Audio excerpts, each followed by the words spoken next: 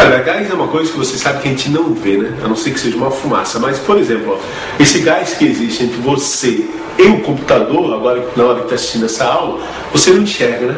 Esse gás atmosférico. Então, gás é um negócio complexo se a gente quiser analisar molécula por molécula, porque a gente não consegue vê-las, né? E não consegue fazer um estudo direto delas. Então, existem algumas grandezas relacionadas a gases que a gente pode medir, que a gente vai chamar de variáveis de estado. As variáveis de estado que a gente pode medir, na verdade, ó, são 4. Pressão, ok? Que vai estar associada ao número de pancadas e a força com que essas moléculas colidem com a parede de um recipiente. Volume, que vai estar relacionado com o espaço que esse recipiente ocupa. E lembra, né? Das aulas de sexto ou nono ano lá, um gás ele não tem um volume definido, ele sempre ocupa todo o espaço vazio do recipiente. A gente vai ter também temperatura, que a gente já viu numa aula de calorimetria, né? Que vai estar associada à agitação das moléculas, o número de mols, ok? Eu sei que a gente não consegue ver diretamente a quantidade de moléculas que a gente tem aqui dentro, mas esse número de mols, né? Ele vai estar relacionado a uma grandeza que a gente consegue medir, que é a massa desse gás, certo? Porque quanto mais moléculas eu tiver ali dentro, mais átomos e maior vai ser a massa. Então, essas 4 coisas aqui, né? São coisas que a gente pode medir macroscopicamente. Então, essas 4 grandezas podem ser medidas macroscopicamente e a gente vai chamar elas de variáveis de estado. Normalmente, a gente vai pegar um gás confinado no recipiente, ok? E se ele estiver confinado no recipiente, aí a gente não vai mexer no número de moléculas desse gás. Então, a gente vai trabalhar com a variação dessas 3 grandezas aqui, ó: pressão, volume e temperatura. Um detalhe importante sobre gases é que a gente sempre vai lidar com gás ideal. Gás ideal, ok? Ele não é um gás de verdade, ele tem certas características que um gás real não tem. A primeira característica é que a gente considera que cada molécula é uma pequena esfera, ok? Cujo raio, o tamanho delas, o raio, é muito, muito menor do que a distância entre elas, certo? Isso, é claro, né, diminui consideravelmente o número de colisão entre elas. Se elas são muito pequeninas, estão afastadas, uma quase não percebe a existência da outra. A gente considera também, ó, que não existe força de interação entre elas, a não ser o choque, ok? Então não existe força de interação molecular. Não existe nenhum tipo de energia potencial molecular nesse meu gás ideal. A única energia que essas moléculas vão ter vai ser do tipo cinética, associada à velocidade. Então não vai existir uma interação entre elas. E todas as colisões, principalmente com as paredes, que vão ser as que nos interessam, elas são elásticas. Todas as colisões são elásticas. Então, nas colisões, a gente não vai ter dissipação de energia. Lembra? Choque perfeitamente elástico, permanece constante o momento, também permanece constante a energia do sistema. Então, essas vão ser as características principais de um gás ideal. As moléculas não interagem, certo? Os choques são perfeitamente elásticos. A gente vai considerar elas pequenas esferas. Como que vai ser um gás real? O gás real, ele vai ser um pouco diferente disso, principalmente porque as moléculas vão interagir. Vai ter uma certa força de interação entre elas, beleza? Que vai fazer com que exista uma energia potencial entre as moléculas que a gente não vai considerar nesse nosso estudo. Mas a gente pode fazer um gás real ficar próximo de um gás ideal. Para isso, basta a gente fazer o seguinte, né? Pegar um gás bastante diluído, bastante rarefeito. Porque se ele for bastante rarefeito, né, as moléculas vão estar relativamente afastadas uma da outra. Então, uma quase não vai perceber a presença da outra. Então, eu preciso de um gás a baixa pressão para se aproximar de um gás ideal. E alta temperatura. Por que disso? Porque se a temperatura for alta, essas moléculas se movem rapidamente. Então, quando uma passa perto da outra, elas passam rapidamente, o que quase não dá tempo para que ocorra uma interação. Tipo assim, ó, imagina que tu está caminhando na calçada e vem teu amigo do outro lado. Os dois caminhando. Amigão, tal, faz tempo que não vê. Claro, se vê os dois caminhando, ó, sempre dá tempo para rolar uma interação, não é? O cara dá um oi, como é que vai, tudo bem? E depois cada um segue o seu caminho. Agora, se os dois vêm de moto, 200 km por hora cada um, e um passa do lado do outro, mesmo sendo muito amigão, não dá tempo de rolar essa interação. Então, quanto mais rapidamente um passar pelo outro, isso vai estar associado à temperatura, menor vai ser essa interação entre as moléculas e mais esse gás se aproxima de um gás ideal. Cara, agora a gente precisa entender o seguinte, né? Existe uma relação direta entre essas grandezas, tá? Direta aqui não estou falando diretamente proporcional, mas existe uma relação entre elas. A variação de uma delas sempre acarreta na variação de pelo menos uma das outras. A primeira coisa que a gente tem que entender bem é como que se dá essa relação. Dá uma olhadinha nessa simulação aí. Galera, essa é uma simulação que relaciona as 4 grandezas que a gente estava comentando: pressão, temperatura, volume, e aqui a gente controla o número de moléculas. A primeira relação interessante é a seguinte, né? Se eu coloco uma certa quantidade de moléculas dentro desse recipiente, ó, elas começam a exercer uma pressão. Lembra, né? A gente vai considerar as moléculas como sendo pequenas esferas, e quando elas colidem com a parede, elas fazem uma força. Bom, se elas fazem uma força, né, elas acabam exercendo uma pressão. Existe uma relação entre a pressão e o número de moléculas que eu acho que é óbvia, né? Porque, ó, quanto mais moléculas eu tiver aqui dentro, mais batida eu vou ter nas paredes. Maior é a força e maior é a pressão. Então, se, por exemplo, eu dobrar o número de moléculas, colocar 100 moléculas ali dentro, ó, automaticamente a gente vai estar dobrando a pressão. Lembra a pressão que era em torno de 25, ó, passou para 50. Ok? Então existe uma relação de proporcionalidade entre pressão e número de moléculas. Na verdade, pressão e número de moléculas vão ser diretamente proporcionais. Assim como, ó, vai existir uma relação entre temperatura e pressão. Ok? Lembra que a gente viu numa aula de calorimetria que a temperatura estava associada à agitação? Se a gente fornecer calor para esse sistema aqui, ó, e aumentar a temperatura, sei lá, vamos dobrar a temperatura aqui, ok? Dobrando a temperatura, a gente vai dobrar a pressão. Então também existe uma relação de proporcionalidade entre pressão e temperatura. Pressão e temperatura são diretamente proporcionais. Quanto mais rapidamente as moléculas se agitam, maior são as cacetadas nas paredes aqui, ó, e maior é a pressão exercida pelo gás. E ainda vai existir uma relação entre volume, né, que é o espaço ocupado pelo gás, e o gás sempre ocupa o espaço de todo o recipiente, ok? O volume e a pressão, né? Esse carinha aqui controla o volume, ó. Eu posso aumentar o volume ou diminuir o volume. Eu vou perceber o seguinte, ó, se eu aumentar o volume, a pressão acaba reduzindo. Percebe isso? A explicação é simples, né? Se a gente aumenta o volume, a gente aumenta a distância que a molécula tem que percorrer para colidir com uma parede e outra. Então ela vai gastar mais tempo entre uma colisão e outra. A gente vai ter uma menor quantidade de batidas na unidade de tempo e uma menor pressão. O que é importante aqui é o seguinte, né? Todas as relações até agora eram diretamente proporcionais. Essa volume-pressão é uma relação de grandezas inversamente proporcionais, ó. Se eu diminuo o volume, a pressão aumenta, ok? E se eu aumento o volume, a pressão diminui. Percebe que a gente também está variando aqui a temperatura por um motivo que eu vou explicar depois. O normal é isso, normalmente. A gente sempre está mexendo com essas 3 variáveis de estado. Ó, a partir de agora, a gente vai manter fixo isso daqui, o número de moléculas, ok? E a gente vai trabalhar com pressão, temperatura e volume. Essas vão ser as nossas variáveis de estados. Isso é o que a gente pode medir macroscopicamente num gás, ok? Galera, então você viu na simulação, né, que existe uma relação entre essas grandezas: pressão, volume, temperatura e número de moléculas. A gente pode montar uma equação para isso, né?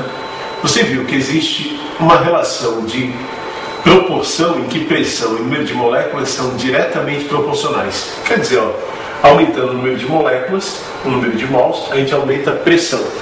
Vocês viram também que existe a mesma proporcionalidade para a temperatura, né? Aumentando a temperatura, aumentando a pressão.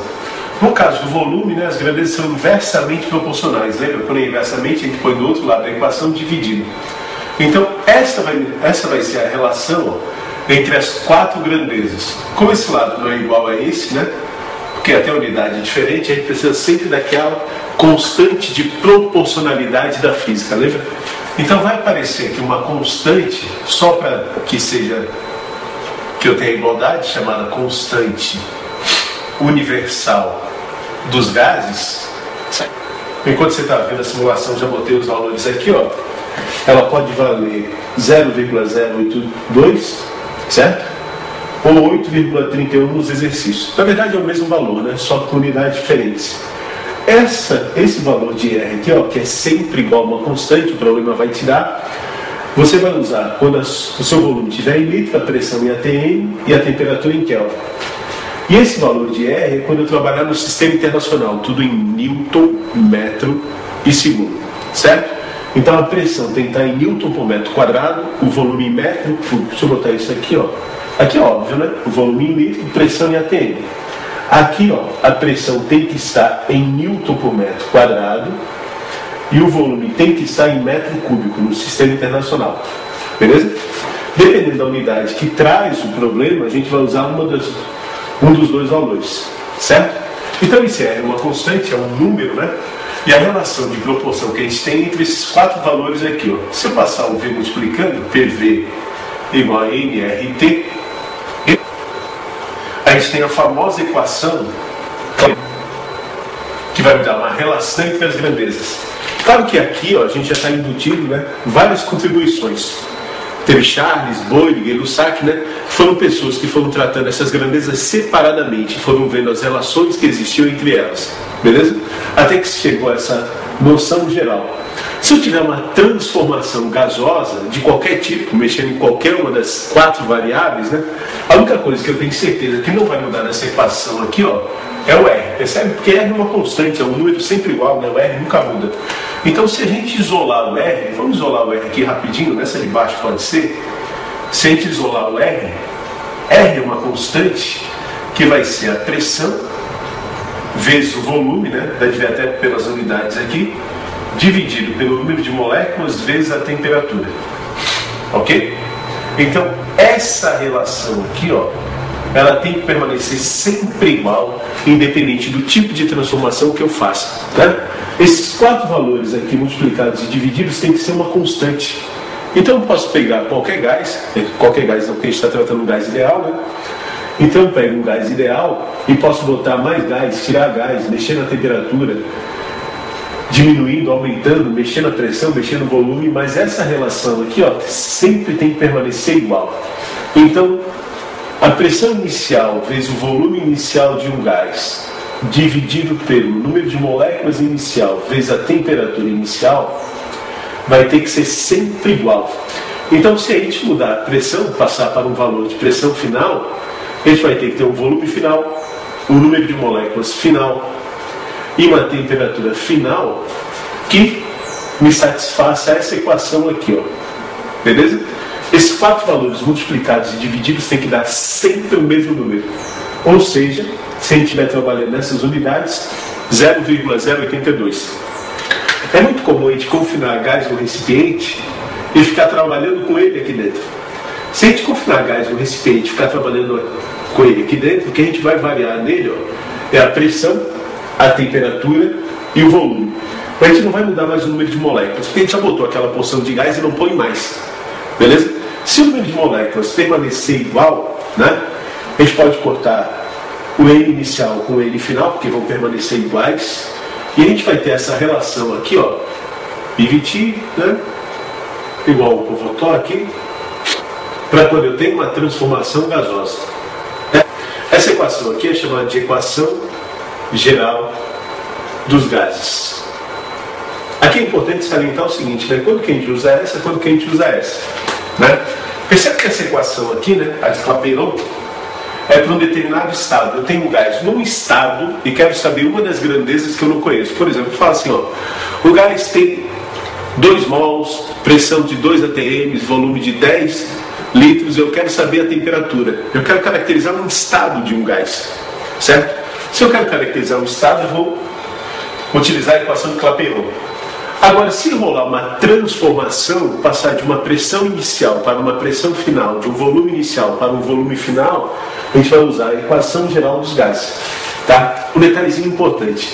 Tanto para essa quanto para essa, como para qualquer equação que a gente vai trabalhar em termodinâmica, a temperatura tem que estar necessariamente, olha só, em Kelvin. Ok? O pessoal erra muito isso em problema. a temperatura tem que estar em Kelvin. Por que tem que estar em Kelvin? Porque Kelvin, lembra, né? A menor temperatura que existe é o zero. O Kelvin começa do zero, né? Ou seja, na escala Kelvin a gente não tem valor negativo de temperatura. Lembra aquela equaçãozinha, como é que se transforma de Celsius para Kelvin? É a mais fácil que tem, né? Vou botar aqui, ó. Se eu tenho uma temperatura em Celsius e quero saber a temperatura em Kelvin, basta a gente somar 273. Certo? Vírgula, uma coisinha mais, o vestibular não considera isso. Então, basta a gente somar 273. Certo? A menor temperatura que existe é menos 273 graus Celsius. Mais 273, zero. Então, a escala Kelvin começa do zero. Ou seja, não existe na escala Kelvin valor de temperatura negativa. Na escala Kelvin, os valores de temperatura são sempre positivos. Eu nem vou botar igual a zero, porque a gente não consegue chegar no zero, lembra? Os valores de temperatura vão ser sempre positivos. E nessa fórmula aqui, ó, pelo que eu observo, a gente não pode ter uma temperatura negativa mesmo. Zeca, eu não entendi, ó, vou te explicar. Imagina que a gente colocasse aqui um T negativo. Então, desse lado da equação eu teria um valor negativo. Consequentemente, como é igual, desse lado da equação eu teria que ter um valor do quê? Negativo. Beleza? Ou seja, para dar um valor negativo, né, um desses dois caras aqui tem que ser negativo. Então, ou eu teria uma pressão negativa, que é absurdo, né? Porque a menor pressão que existe é o vácuo, que daí as moléculas não tem molécula para bater, ou eu teria um volume negativo, que é mais estranho ainda, né? Menos 2 litros, qual o significado disso? A gente sabe que isso não existe, né? Tanto o valor de pressão quanto de volume são valores positivos. Então, se desse lado da equação é positivo, aqui tem que ser positivo. Então, a única escala de temperatura que a gente pode usar nessas equações aqui, ó, tanto nessa quanto nessa, são temperaturas com valores positivos. Beleza? Interessa pra gente, em termodinâmica, saber algumas transformações especiais. Cara, a primeira aqui é uma transformação isotérmica. Iso significa igual, tá? Igual. Térmica está relacionada à temperatura. Então, anota aí no teu caderno que é uma transformação que ocorre a temperatura constante. Ora, se é uma transformação que ocorre a temperatura constante e eu recordar na equação geral dos gases, pressão final, vou chamar só de P, vou tirar o índicezinho, volume final, temperatura final, é igual a pressão inicial, volume inicial, temperatura inicial. Ok? Se é uma transformação que ocorre a temperatura constante, a gente pode simplesmente cortar o T. Concorda comigo? Cortar o T. Beleza? E a gente vai ter essa relação entre P e V. Bom, a gente já viu, né, que P e V são grandezas inversamente proporcionais naquela animação. Ok? Sempre que a gente aumenta o volume, a gente diminui a pressão. Sempre que a gente diminui o volume, a gente aumenta a pressão. A gente pode ver isso, né? Esse V que está aqui, ó, ele pode passar dividindo. Então a pressão final vai ser igual aos valores iniciais multiplicados dividido pelo volume final. Então, pressão e volume são inversamente proporcionais. Essa é a característica de uma transformação isotérmica. Eu vou ter uma variação da pressão e do volume. Aliás, isso é uma coisa que eu não chamei a atenção, né? Mas eu acho que na animação ficou bem evidente. Eu nunca consigo mudar uma coisa só. Para satisfazer essa equação aqui, ó, se eu mudar uma grandeza, automaticamente outra já tem que mudar junto, para que aquele produto e aquela divisão dê sempre o mesmo resultado. Eu nunca consigo mexer só no volume. Eu tenho que mexer ou na pressão ou na temperatura. Assim como eu não consigo mexer só na temperatura. Eu sempre preciso mexer em pelo menos duas grandezas. Nesse caso aqui eu vou estar mexendo simplesmente na pressão e no volume. Interessa para a gente, ó, qual é a cara de um gráfico pressão por volume de uma transformação isotérmica. Tá? Meu conselho para o cara visualizar esse gráfico é que ele monte uma tabelinha da pressão pelo volume. Vamos escolher valores assim. Vamos supor que quando o volume é 1, a pressão é 8.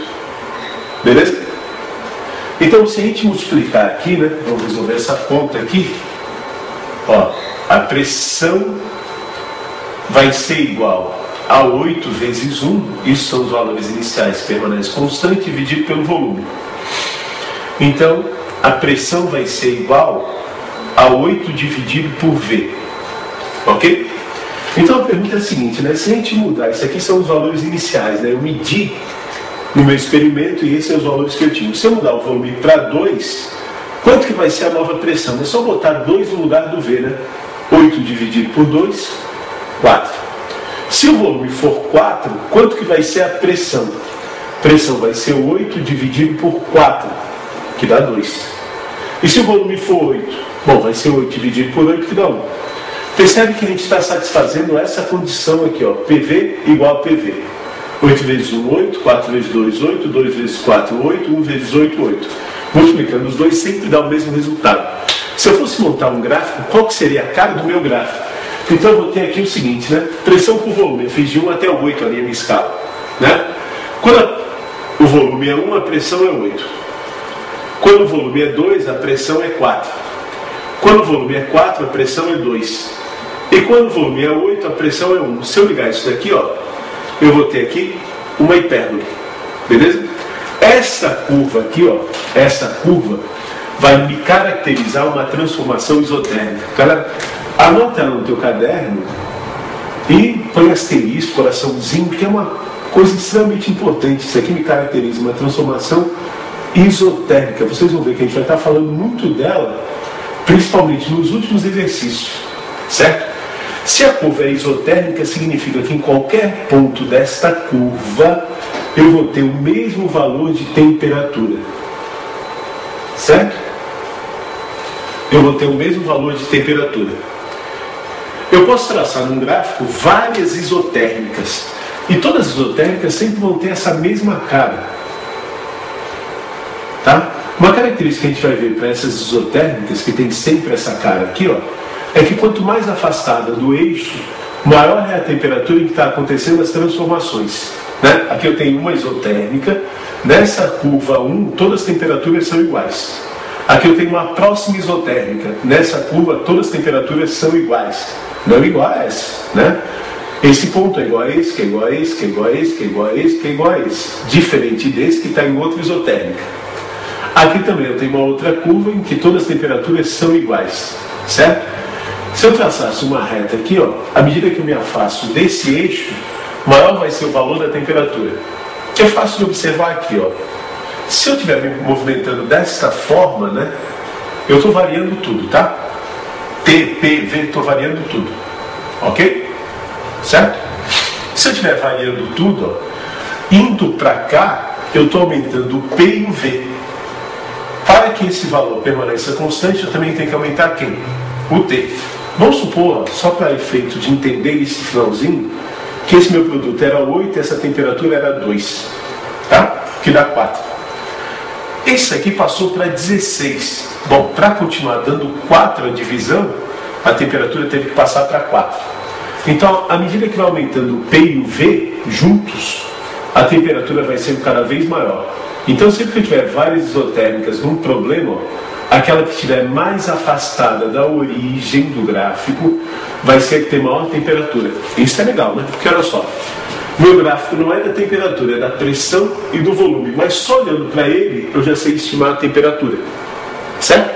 Quanto mais afastado aqui, ó, maior vai ser a temperatura do meu sistema. A segunda transformação importante é essa, né? Uma transformação isobárica. Iso quer dizer igual, baros quer dizer pressão.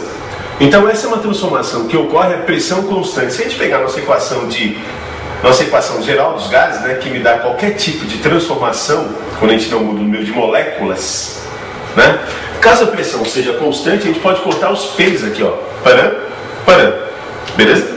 E resolve a questão só assim, né?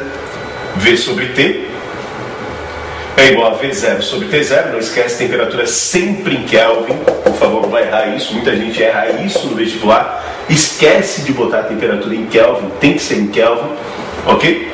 E de novo a gente não precisa decorar essa fórmula, né? É só saber que numa transformação isobárica a gente vai cortar os P's. Essa lei aqui é chamada lei de Gay-Lussac, que foi o cara que estudou isso. Como é que fica o gráfico da pressão pelo volume? Tá? Ó, se a pressão é constante, eu vou ter uma reta paralela ao volume. Ó. Eu vou ter uma reta perpendicular ao eixo da pressão. Para qualquer volume aqui, ó, por exemplo, volume 5, a pressão é 6. Volume 8, a pressão é 6. Então eu tenho uma pressão constante. Você deve estar pensando assim, por que a gente não faz outros gráficos, né? pressão por temperatura, volume por temperatura. Bem, eu aconselho que você faça, é um bom exercício, né? Como é que eu faço um gráfico, por exemplo, volume por temperatura? Bom, eu vou lá, construo minha tabela, ó, volume, temperatura, certo? E eu escolho algo inicial, qualquer coisa, né? O importante é que eu obedeça essa relação. Eu escolho assim, por exemplo, o volume 1, a temperatura é 1. Daí eu ponho aqui, ó, temperatura 2, 3, 4, 5, tudo em Kelvin, né? Número bem fáceis, óbvio, né? Pra gente não ficar se quebrando. E eu descobri aqui os volumes. Você vai ver que é 1, 2, 3, 4, isso daqui vai dar uma reta inclinada. Mas eu não vou fazer esses gráficos, porque aqui é só uma revisão, né? E o que me interessa na matéria que está por vir é esse gráfico aqui, ó. Pressão por volume, que é o gráfico que eu vou usar para calcular trabalho. Então eu tenho que saber em todos os... Eu tenho que saber a representação de todas as transformações num gráfico da pressão pelo volume. E a última, transformação isocórica, volumétrica ou isométrica. É tudo a mesma coisa, ó. ISO é igual, é uma transformação que ocorre a volume constante. Ó, muitos vestibulares gostam mais desse nome, que, claro, né, ele é o mais complicado, né? Então, cara, tem que lembrar que isocórica é uma transformação que ocorre a volume constante. Essa lei aqui é a lei de Charles, né? Ok? Foi o cara que estudou isso. Tudo bem? E como é que fica a nossa equação lá? Então tem PVT é igual a Povoltó, né? Para a transformação. Se o volume é constante, a gente vai cortar o quê? Isso, volume. E sobra essa relação aqui, né? Temperatura sempre em Kelvin, não esquece. Como é que é o nosso gráfico? Pressão por volume. Ó, volume constante, ó. Eu vou ter uma reta paralela à pressão, ó, que forma com volume um ângulo de 90. Então, por exemplo, ó, pressão 1, volume é 4. Pressão 4, volume é 4. Pressão 8, volume é 4. O volume está permanecendo constante. Como exercício é bacana você fazer os outros dois gráficos, né? O gráfico da pressão pela temperatura, ok? E o gráfico do volume pela temperatura, para ver como é que isso varia. Mesma coisa, faz uma tabelinha e resolve.